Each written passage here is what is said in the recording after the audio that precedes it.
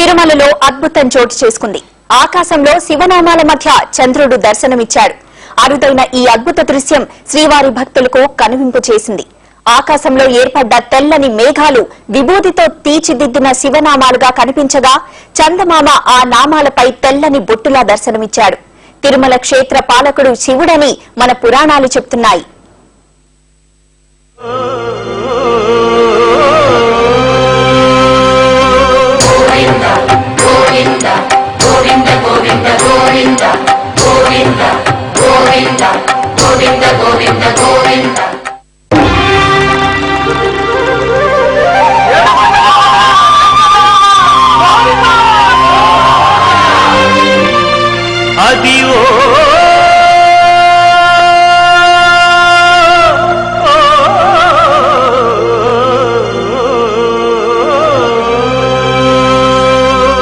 Govinda, Govinda.